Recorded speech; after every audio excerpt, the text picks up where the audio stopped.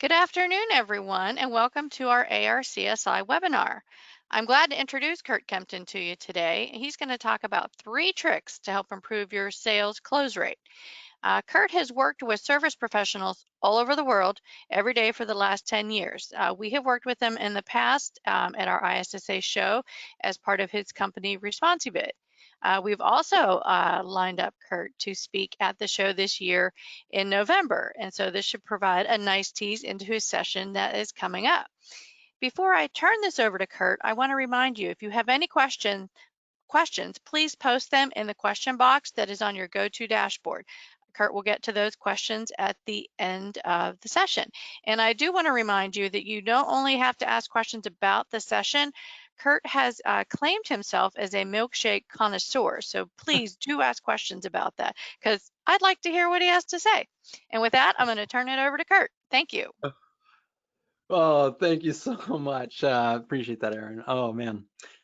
Well, thank you. I'm so grateful to be with all of you today. I know, as Aaron already mentioned, I am sort of known for my ResponsiBid software, and it's a really neat software. But today, everything we're going to be talking to you about is sort of things that we've learned as we built a selling software.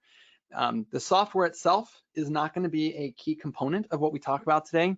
We're going to talk about the building blocks of your sales process and sort of what is happening at each different section of the process and how to leverage and maximize that. I know a lot of people that are on today. It's very common for people to own a business that has been successful, and the sales process is just sort of a necessary evil of your company growing. And a lot of people are very focused on their operations.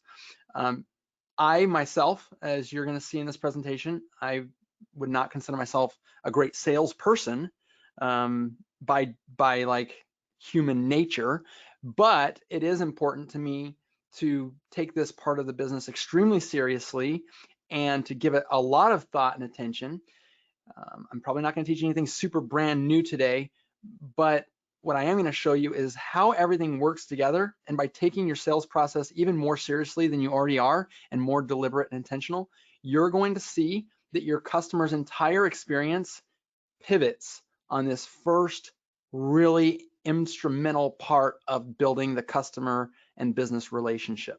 So I'm going to start off by telling you guys something that you may or may not know about me, is that I own my own window cleaning company. When I first started my cleaning business back in 2006, I had a window washing and pressure washing company, and I had a very young family. My kids, that little girl sitting next to me, she just graduated from high school. It's just totally wild and crazy, but this is how we announced the birth of our 3rd child. We now have 4 children, and so things have changed a lot since this picture, but back in 2006, I actually was asked to take part in a focus group that was run by Curt Kempton, who is the CEO of Infusionsoft. And he's a great guy. He's the kind of guy that do anything to help a small business owner.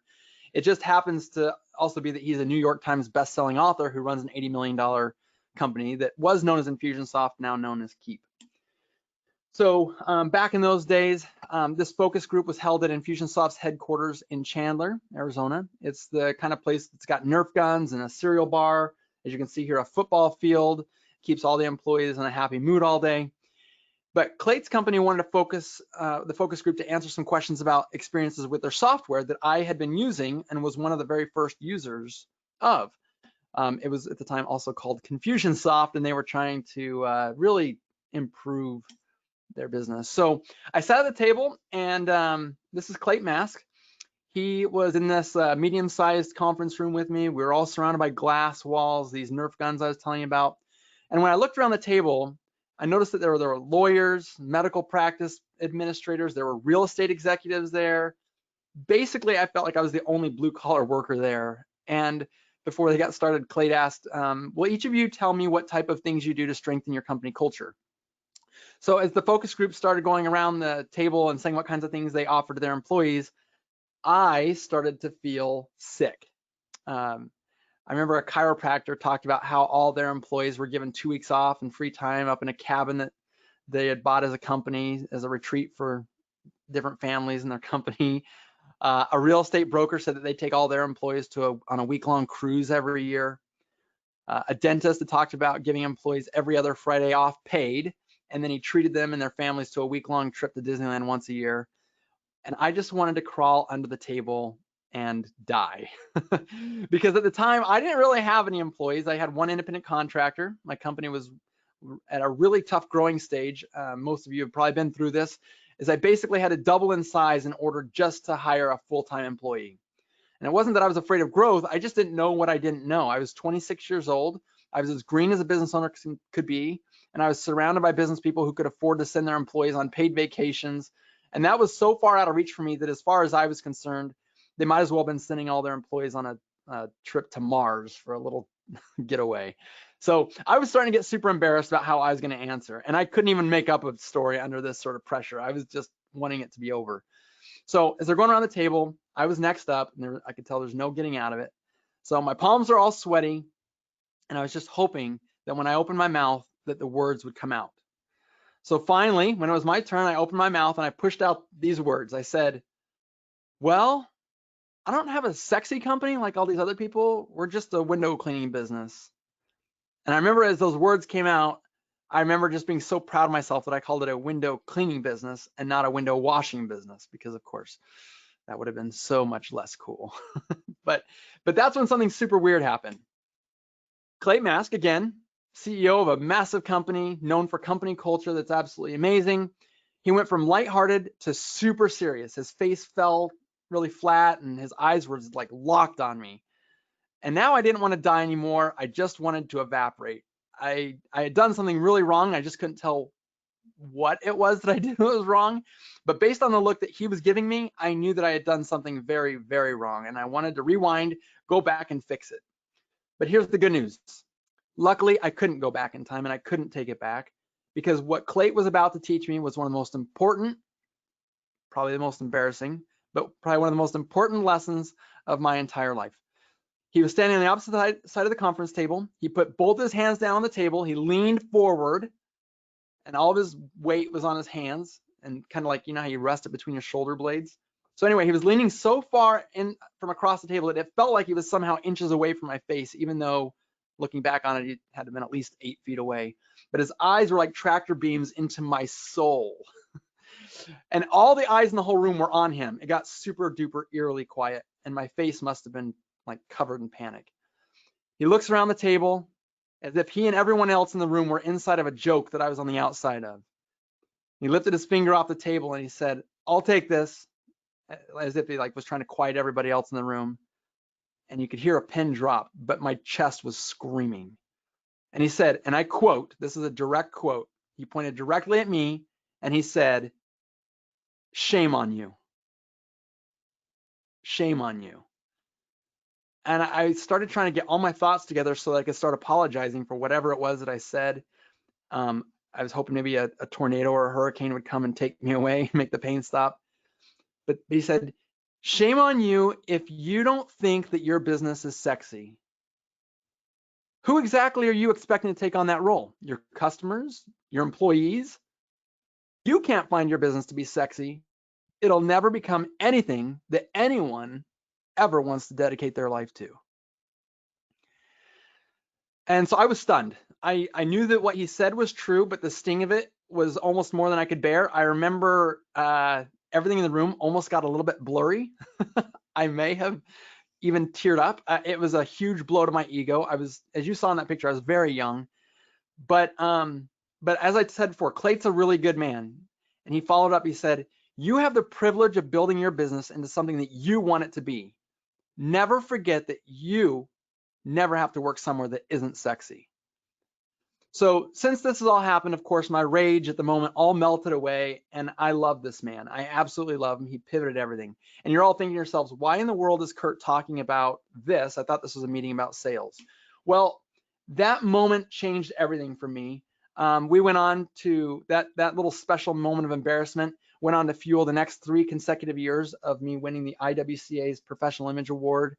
And it was all because I reinvented my company into something that we called a customer service company that just happens to do windows and pressure washing.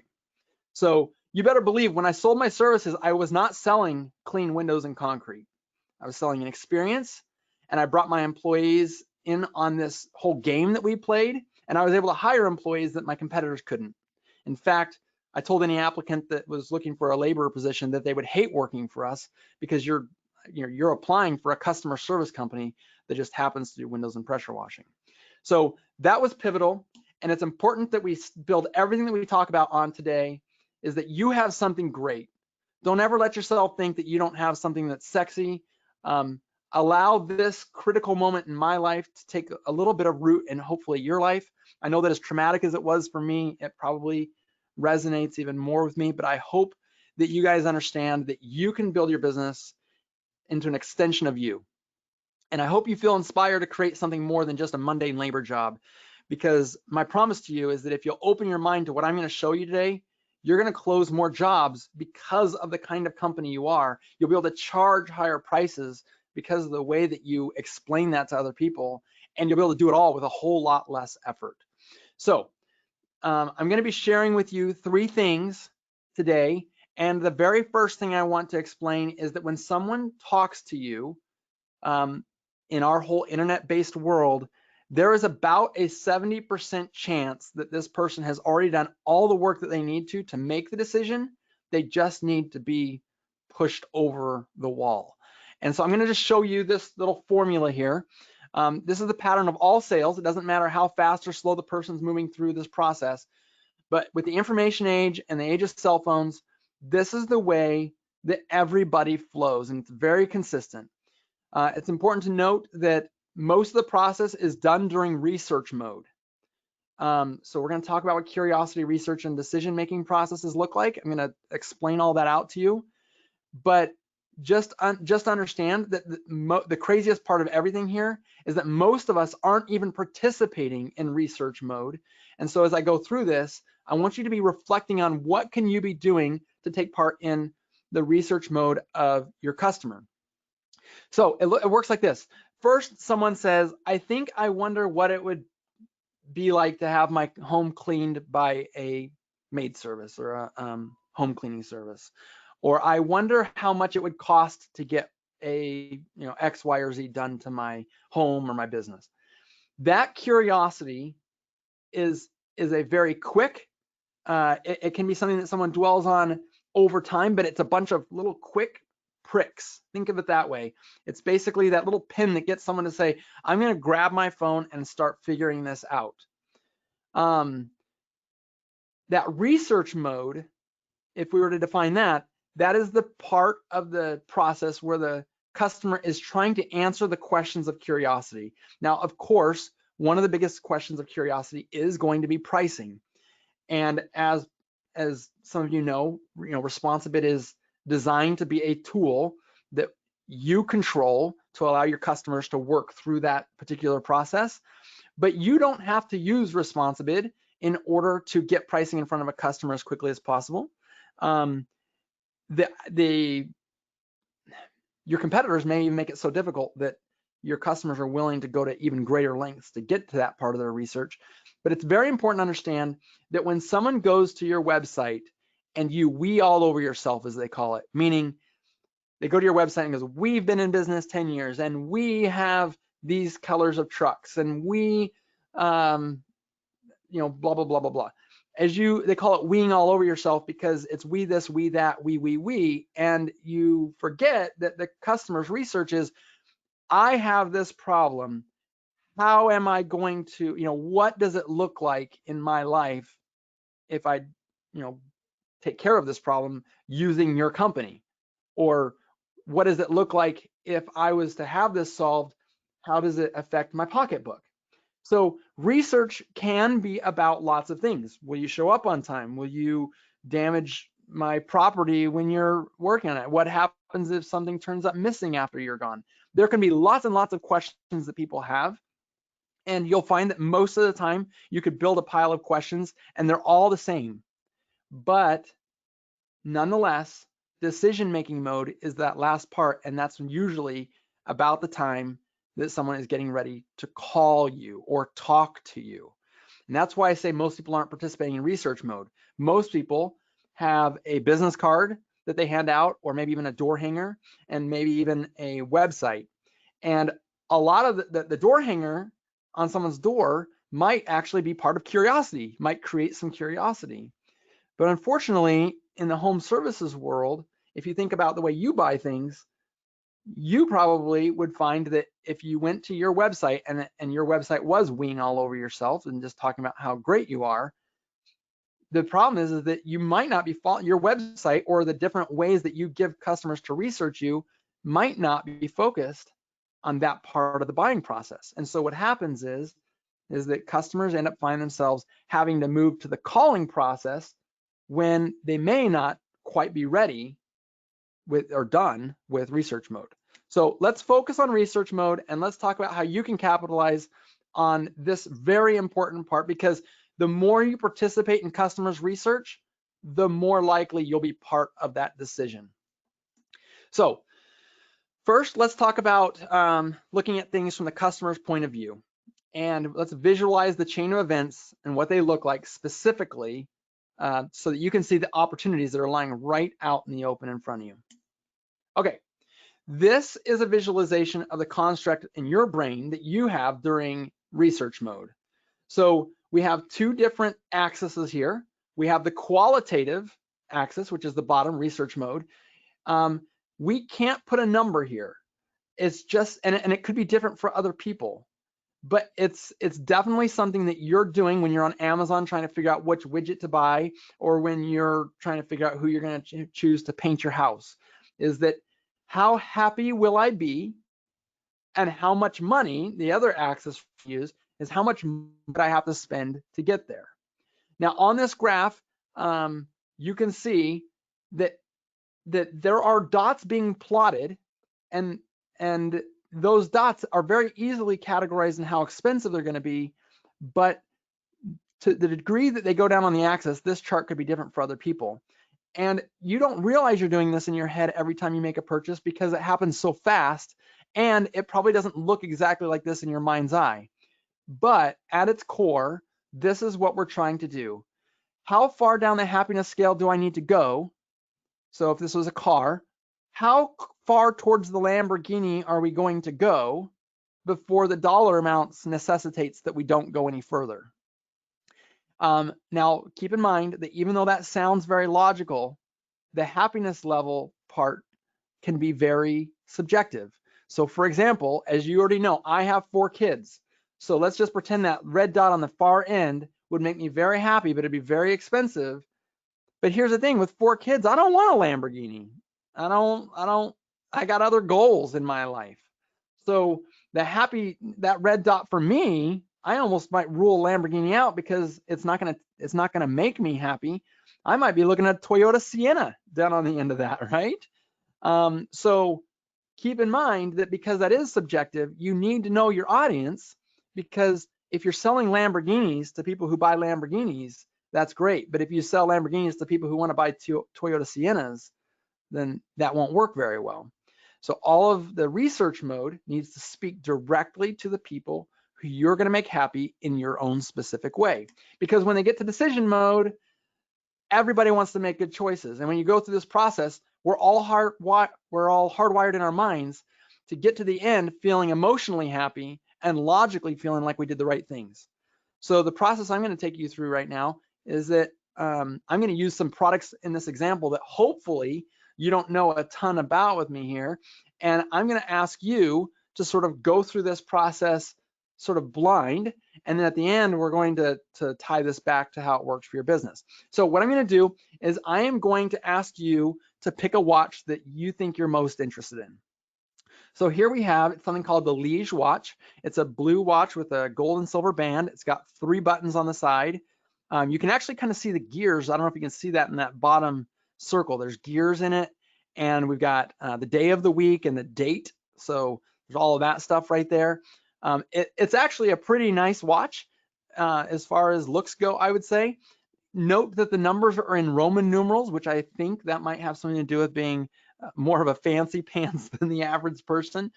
But think about how you would feel wearing this watch.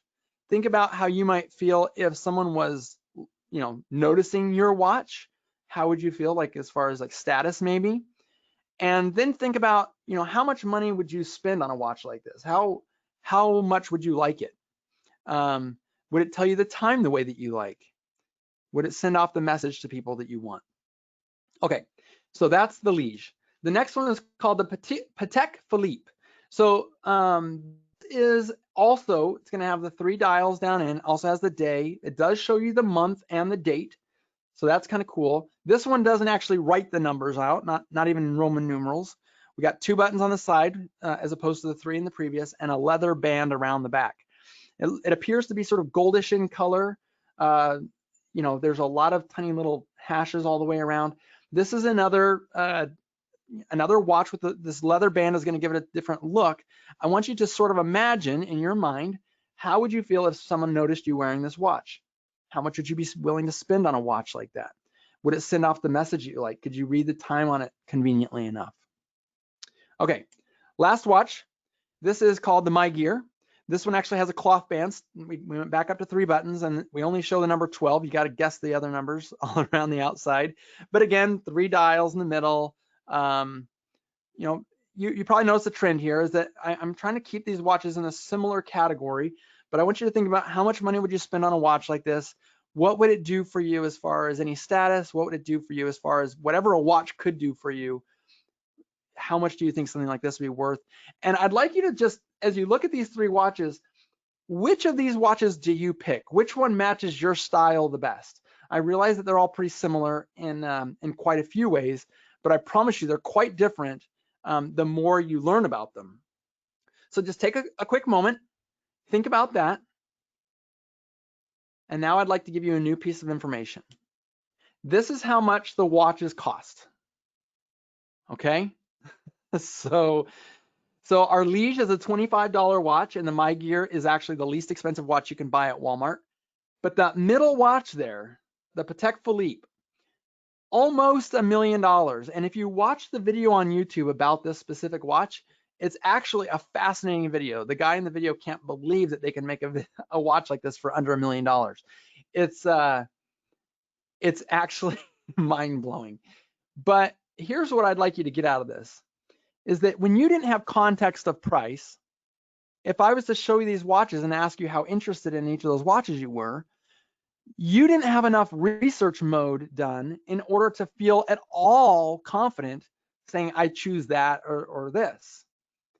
And one of the things in the sales process that we'll do is we'll often focus on all the wrong things, and our customer has this little bit of anxiety that's going in their mind. And if I was to ask you to make a decision before you knew the price, then obviously you're going to feel very uncomfortable. And this is a bit of a caricature. What I'm showing you here is definitely a caricature. And I just wanted you to see how pricing could be obscenely different than what you expect. But if your context is removed, or if the research isn't full or satisfying the basic buying needs that a customer has, the qualitative and quantitative ideas on that graph aren't being met. And so it's frustrating and confusing. So what happens is that oftentimes, like when I was showing you those watches, we just get this arbitrary point on the graph. When I was showing you those watches, even that watch that was almost $1 million, I did not give you in your research mode the information that you needed. And so you just had to throw a dot onto this chart. And you don't know how much it costs, and you really don't know how much it's going to make you happy or what kind of status it's going to give you or whatever. And oftentimes what'll happen is that if they don't have context, they don't know if the dot is here or there, right? So this dot kind of could be in another place. And this might really be an expensive or higher quality service. We'll take it back to house cleaning. Maybe a more high quality service than the customer thinks, but they start to wonder who they need to call to get some context. Because again, remember when I put the pricing up there, you finally got context. And if you were in the boat of someone, which of course nobody exists like this, but if you didn't know what a watch was supposed to cost, and I said, hey, if you want to know what time it is, you need $1 million to know what time it is. If you had nothing to compare that to, believe it or not, you might be like, wow, I guess time is just a really valuable thing to be able to measure. Well, that is sort of what happens when people call you about house cleaning. They don't know what it costs for other people. And even if they do know what it costs for other people, they probably only know from a couple other companies, and they don't know how much the service varies. So this is a very confusing time for customers. So maybe you can spend way less for something that's basically just as good, and maybe that blue dot represents the first company that someone might call to find out if they're how much their maid service costs, and maybe the red dot represents when they call your company, or it could be vice versa. But if you called around to find a company that cleans homes, and you wanted to find out the price, and then you get that first random dot, someone might wonder if this is the reality. But here is the reality. If you had the options from other companies, it more than likely is going to look probably about the same. They'll probably get about the same service at probably a basic price. And so essentially, someone could call this blue company and find out, hey, how much is it to get my home cleaned? Someone throws out a price. They just say, we can clean your home for $250, and we'll do all these things. And now they're like, oh, I don't know if $250 is a lot or a little. So they hang up with you. They call the red company. They call the red company and they find out, yes, it's going to be about $260, and we don't do this one little thing, but so it's a little more expensive and you get a little bit less. And here's my question to you. Which company is going to get the business?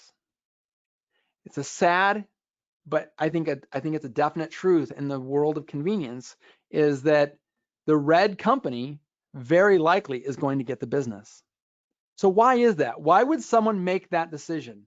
The answer to unlock this simple truth that you need to know when you're selling stuff is that owners, and most owners do conveniently ignore this, but if you validate this truth from your perspective as a customer, is that if you are not loyal to a company, and at this point in the process, most people wouldn't be, if you're not loyal to a company, what makes you loyal? Well, in this case, it could be the fact that I'm going to give my business to the red company because they were the one I was on the phone with conveniently when I decided that, oh, I guess the prices aren't that different. The services are basically the same. I'm just going to go ahead and go here. It's in the sale itself that loyalty is built. So do you want to make no one wants to make their purchasing decision from a position of confusion or anything like that. And no one wants to make a decision when they feel like they don't have a reasonable enough amount of information to make that.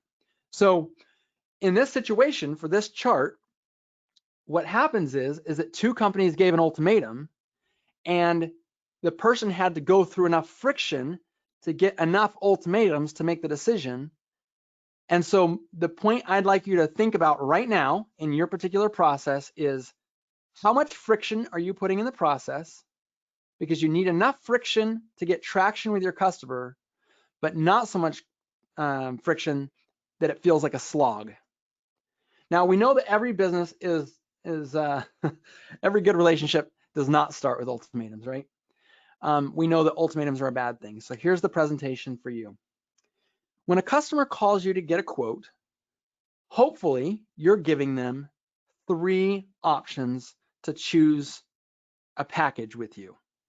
Now, this does a lot of different things. This is a really important thing to understand, is that you can be the context by which someone makes a decision. Now, if you already offered packages, that is awesome. If you don't already offer packages, I'm pleading with you right now to begin doing that immediately. Because the very first and very low level hanging thing that I think most people understand is that instead of giving an ultimatum and forcing your competitors to be context, if you are your own context, you automatically win the moment someone feels like they have enough context. So you can actually give your customer all the context they need. If you'd like to be super duper duper happy, it'll cost this much. If you want to be a little bit less happy, you can spend a little bit less money. Or if you want to go down to what we consider the bare minimum of what you need to be happy, then you can spend less and get our value option, but it won't be that much less. You'll just be less happy. And this is not with any strategy. I'm not talking about strategy right now. I'm just saying, if you just took 3 shots in the dark and gave 3 quotes to a customer, depending on the different levels of happiness, the question moves from being yes or no, like any other ultimatum, and it moves into which of these is the best option for me. And that answer, when answered, is far more likely to bring you a job.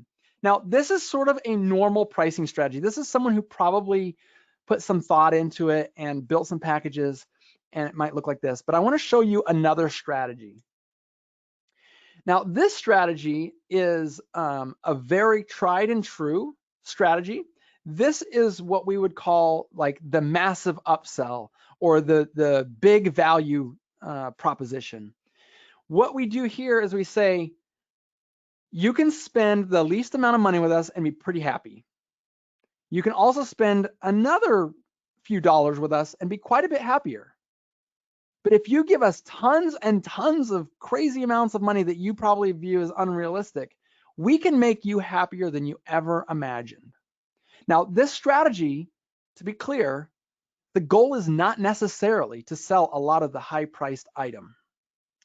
Think about that for a second. Have you had an experience where you went to go buy something from somebody, whether it was at a store, maybe it was a service, but you saw something that was what you felt very, very high priced? Let me ask you a question. How did you feel about the company that put out such an amazing, tremendously expensive, but luxurious item? Now, I brought up Lamborghinis earlier, and I don't know a lot about cars. I have no business talking about cars. But if Lamborghini, my guess is that they came out with a Toyota Camry version, it was just a sedan, and they were going to start selling those.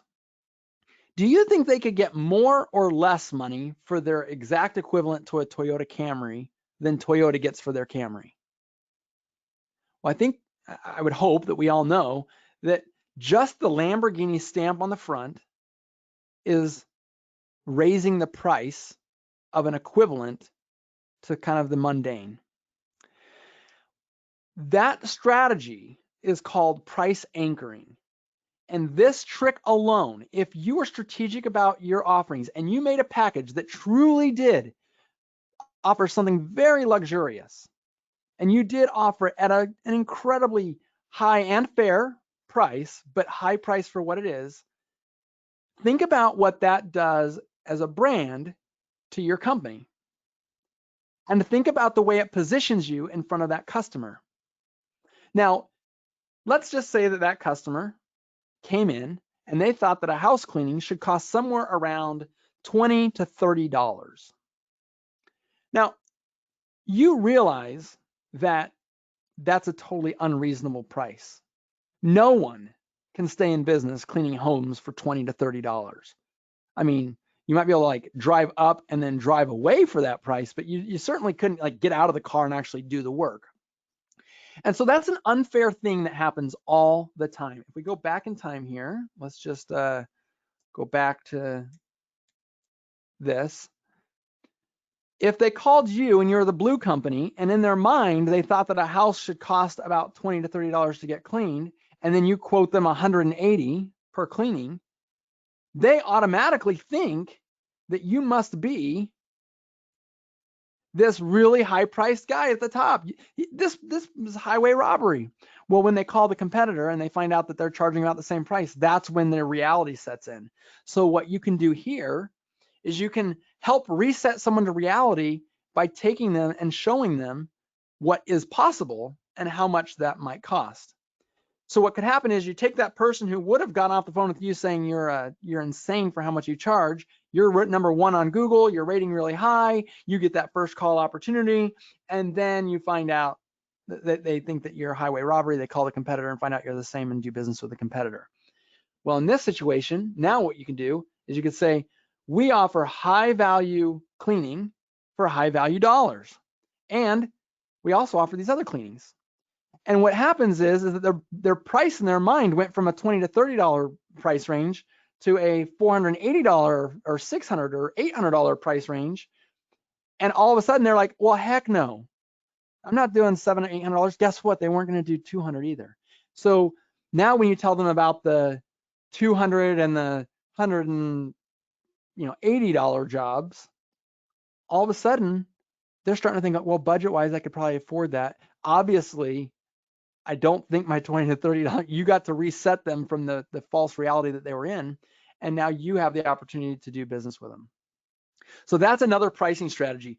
But more important than the actual strategy that you use, there's also no-brainer strategies, which means that for just a few more dollars, you can become way happier. That sort of pushes people up into the highest package that you offer. The most important lesson here is that you must curate their research experience. It's not really just a matter of empowering your customer with enough. It's really just a matter of giving them enough information, just not too much information, to move forward with the buying experience. So there's a checklist of the things that you need to go through as you're putting together your strategy and you're curating the research experience. Is that first off, we already went through this in the watches, is what was it that they were wondering about? What was the curiosity that they had?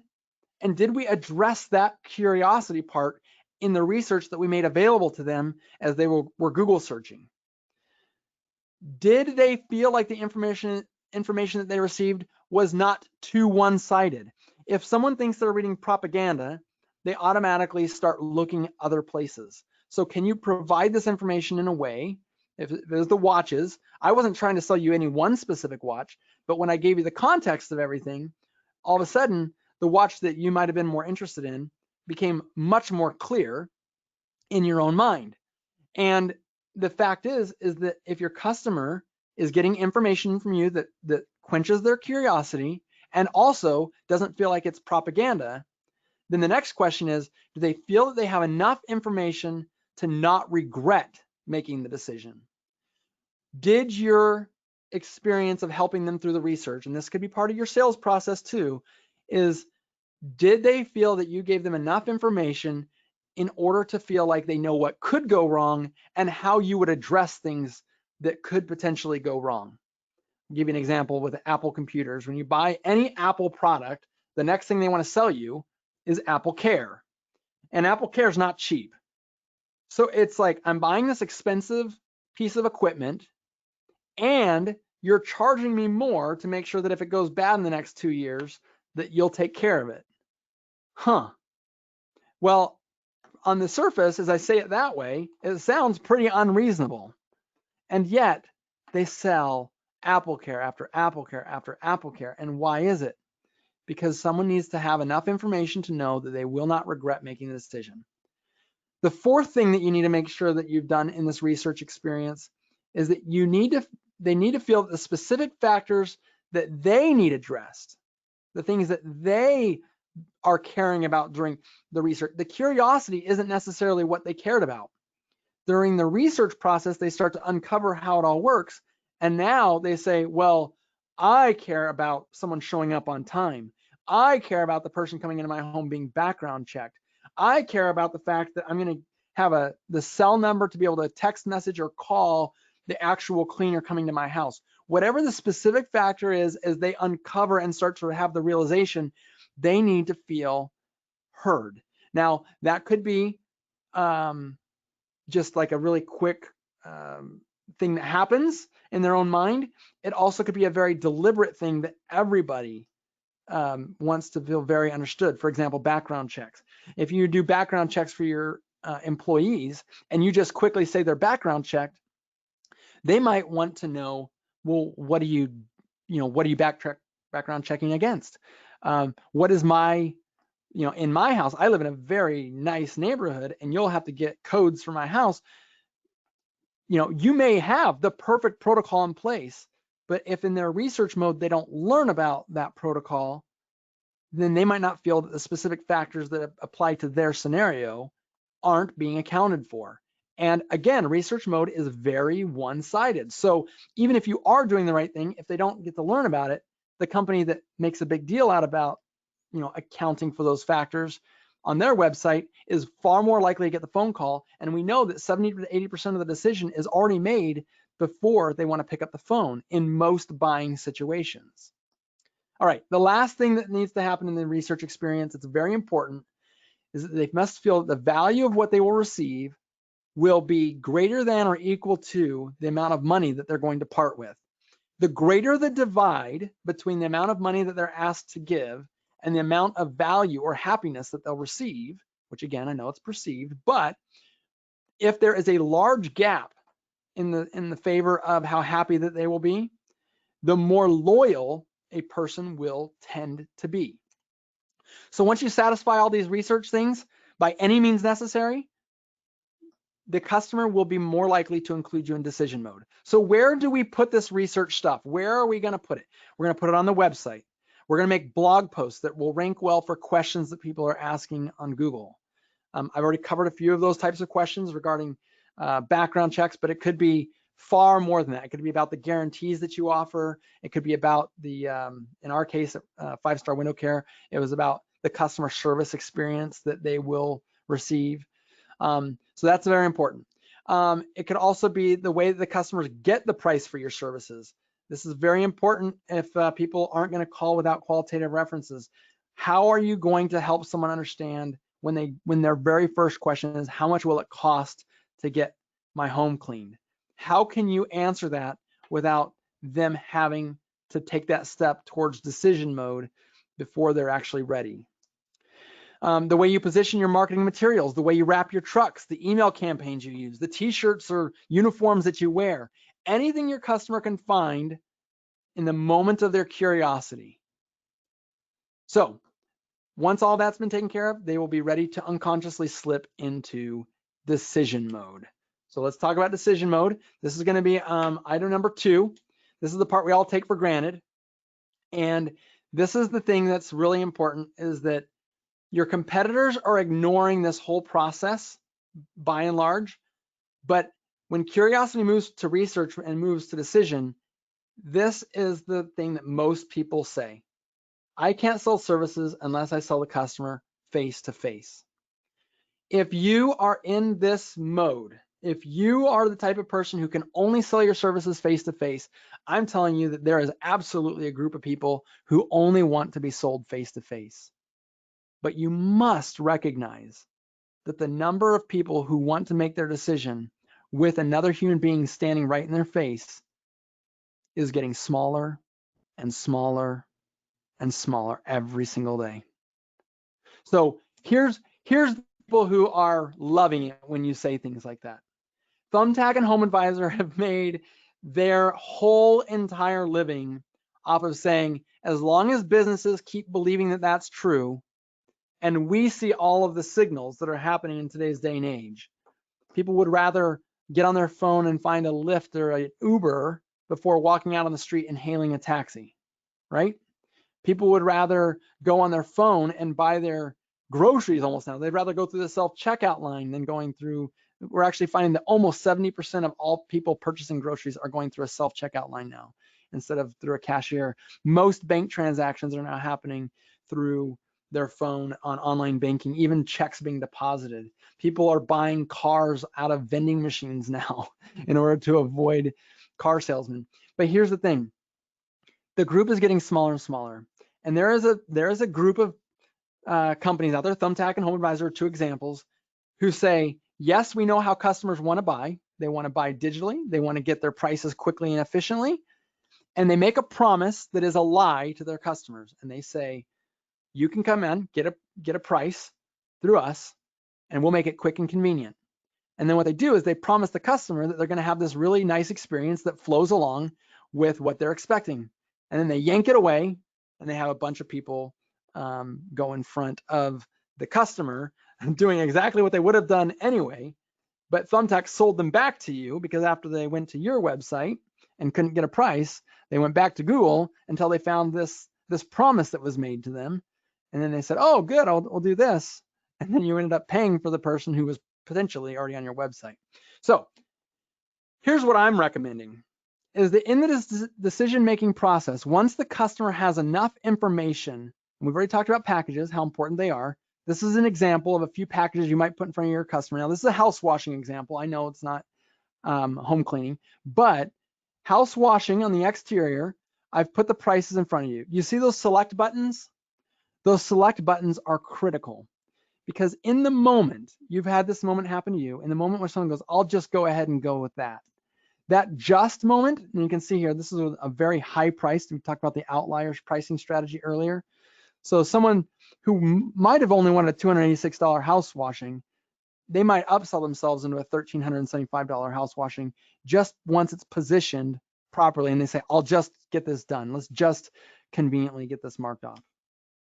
So if you curate the research experience, you've actually already curated the decision experience. That is the key, is that you want to blur the line between research and decision.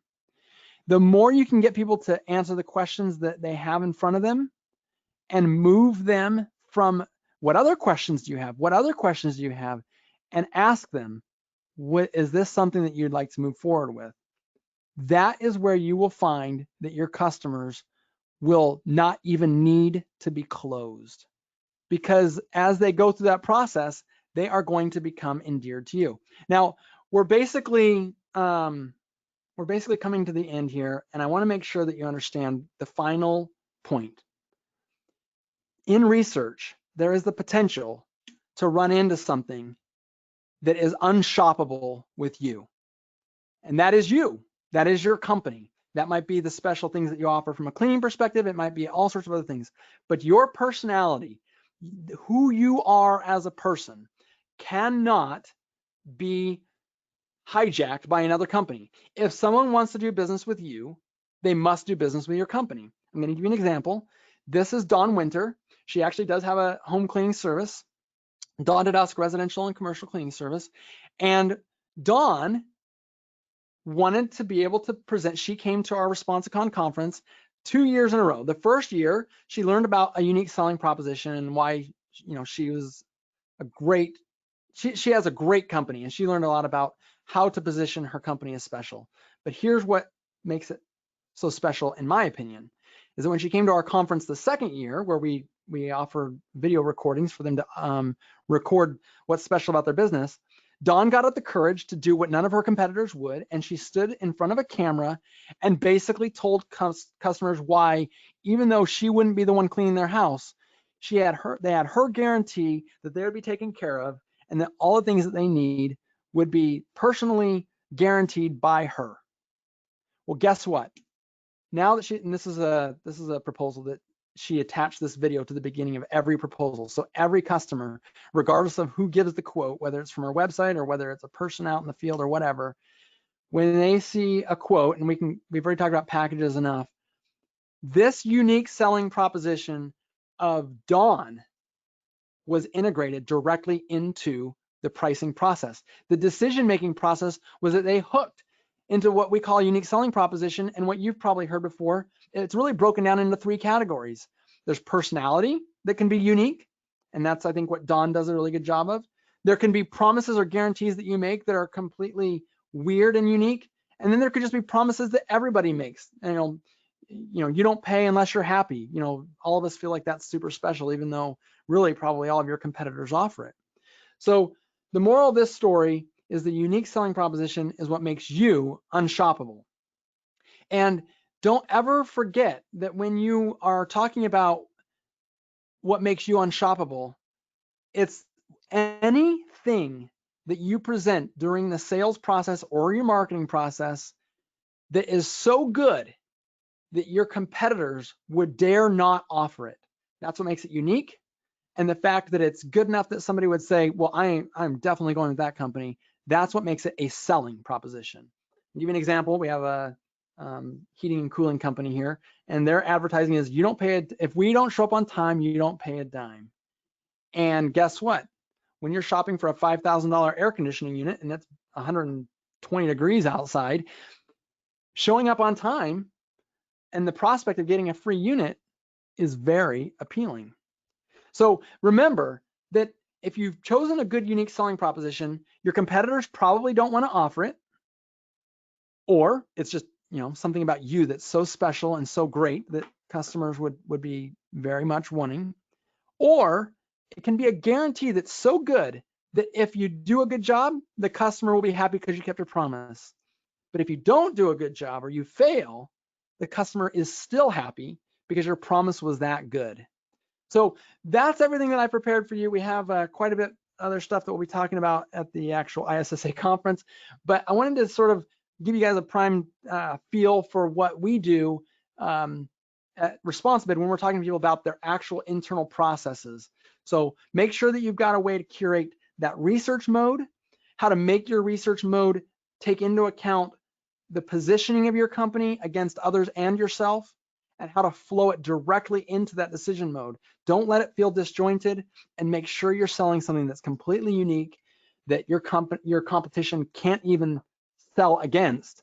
And you'll find yourself in a really beautiful, lovely island of only being selling against yourself. So thank you. Thank you, Kurt. A lot of good information. Excuse me. If anybody has any questions, please share them now in the question box on your go-to dashboard. I did want to say one of the questions that has come up, Kurt, oh, excuse me, is if you have to look at every job personally, how do you scale that down to a salesperson? Because a lot of the owners want to look at the jobs themselves. How do they scale that down? Yeah, absolutely. So one of the things that we've noticed is that when a company wants to scale their company beyond just themselves, the mother of all invention, what is it? Desperation is the mother of all invention. What I've talked to you guys about today is being super duper intentional. And one of the things that falls into that category is that you're not just intentionally making your prices flow a certain way to give the customer a specific experience or painting your value in a certain way. A lot of it also comes down into play of documenting and understanding what it is that you care about on your side and what the customer cares about on their side, and dovetailing those into the questions that you need to ask every single time, or the answers you need every single time. Because you can ask those questions over the phone. If a neighbor comes over and wants to ask maybe a technician or something, if everybody's on the same page of getting the questions answered, how many rooms do they have? How many bed sheets do they have? How many pets do they have in the home? What would we rate the cleanliness of the home at this given time? If you can distill down what I call factor-based quoting to account for all the things that matter to you from a time and energy and chemical and process perspective, but also to the customer, the results that they're looking for. If you can get those two categories into one big list of all the questions that you need answered in order to generate a price, the next part, it's what we do at ResponsiBid, but you could do it with a spreadsheet, you could do it with all sorts of other means necessary, is calculating it up. And frankly, I think a lot of people know what they need to do and they do it. But what happens is that because they're the ones that is short on time and they can't get everything done in a day, where people really do fall short, and I would say this is the red flag you're watching for, is don't let yourself fall into the category of, well, it's too hard to do this the right way that scales. So what I'm going to do is I'm just going to walk in, look at it, and let a price come out. Because what will happen is you'll actually revert your perfect process that you probably started with at some point and started finding some success with, and you did the same thing that people who get employees and then have a couple bad employee experiences and go back to being small do, and that is reverting back to your intuition, and that will come back to haunt you, and certainly you'll find yourself having a bus factor of 1, as Brandon Vaughn calls it. Like you get hit by a bus, your business is over. So it's worth it. Systematizing is worth it. And so those are the questions that you need to get answered. Once you have those answered, you can systematize that into pricing. And if anyone wants to talk about that privately, feel free to reach out to me. I'm all about helping people learn how to turn those specifications into quantities of pricing. Okay, another question we got was, how important do you feel it is to include pricing on your website or marketing materials? Well, I think that that's a tough one to answer for everyone collectively. But I can say this, is that it's a big part of research. And if the person's main question is how much is this going to cost, and you make it really difficult and make it so that they can't even get a price from your website at all, there is a larger and larger growing pool of people who that will actually break trust with. So if any of your competitors offer it, you will probably feel that in your new business, because as people are coming up, and I'll just say the millennial term, as the generations are coming up and the millennials are starting to be more and more the target market, you will find that if you hide your pricing, the people who are showing their pricing are going to end up with more customers. Now, obviously, you need to make sure your pricing is shown correctly. You don't want inaccurate pricing being devoured by your potential customers and then have the bait and switch. So you need to put some time and energy into it, and that's something that I specialize in. But I would say that it's becoming more and more important, because I think as part of research that is becoming a bigger and bigger factor. Okay, we had another question here. It was kind of along the same lines. She says that she's never posted their pricing online because it would be better to get the potential client to call to make the sale. Is that the right idea, or is posting packaging pricing and hourly pricing, on the website, a better suggestion? Yeah. Well, one of the things I would say about that is that you don't trade pricing with people. I don't think it's a good idea to trade custom pricing with people without getting their information first. So I think the first part of that question was, yeah, if they call me, at least I have them on the phone. They basically gave me something, maybe their name and number even, before I was able to give them something, which is pricing. And I think that trade-off is an important, very critical part of the sales process, is that it's the way trust is built. And certainly trust is a big part of what we all do. So what I would say is that pricing should probably be hidden to a degree behind them exchanging their name, and actually the responsive product, we actually won't even let anyone see pricing until they've at least given some required fields. And that's important to us because I need to build out a quote for you. I need to know how many bedrooms, how many square feet. I need to know, how many toilets I'm going to have, showers, things like that. So we believe that that's a really important part of the process. The quote that I gave in the earlier in the presentation, and I hope everyone remembers this, is that there needs to be enough friction to get traction, but not so much friction that it feels like a slog. So if you were to say, I'm going to just put my hourly pricing on the website, I think that's a mistake. I think that you're just basically throwing something out there that builds no trust or no context, and the customer is now able to just look at it and write it off for what it is. And that goes back to the ultimatum problem that we were talking about earlier. I would say that getting a quote, very quickly off of the website after information exchange is probably ideal for those types of shoppers. And also letting people know that you can either get pricing on our website by exchanging this information, or you can call us and give us this information and we'll give it to you verbally. That way the person doesn't feel like they're going to have a Kirby vacuum cleaner salesman in their home and that's the only way to get the price. So it gives them that control without removing the important exchange of information that needs to take place.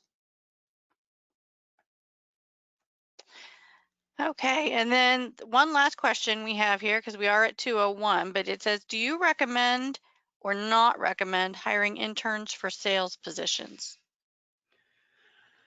Well, I don't know if I could say anything about interns. Here's what I will say. If you are going to have a salesperson, that salesperson needs to be the type of person who is motivated by commission. They need to be in it for the right reasons. Now, commission sales can get really dirty and sloppy, and I know that. I'm very aware, and I definitely would never recommend hiring someone who is a slimy salesperson. In fact, in today's day and age, part of the research mode will be to find like, oh, wow, these guys are slimy. It'll come to light very quickly. Here's what I would say. When you're interviewing someone for sales, regardless of whether they're an intern or not, the question you want to ask is, would you rather have a small base with a large commission, or would you rather have a large base with a small commission? The way that the person answers that question will tell you whether or not they are even ready to continue with the interview. A big and important part of a salesperson is for them to be very solution oriented and be very person oriented. If they're solution oriented, they're going to be putting those packages in front of customers and helping them to make a decision on a package. And if they're person oriented, then they are not going to let someone say, let me think about it, and then fall off of the radar. The nice thing about having a salesperson or or any even automated follow-up to go along with that person, is that sometimes people aren't ready to make a decision right now.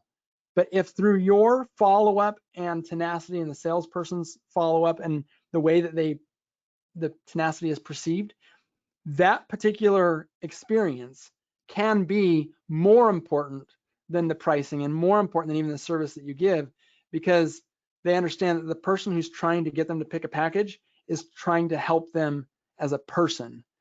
And that's a big distinction, I think, in today's buying climate.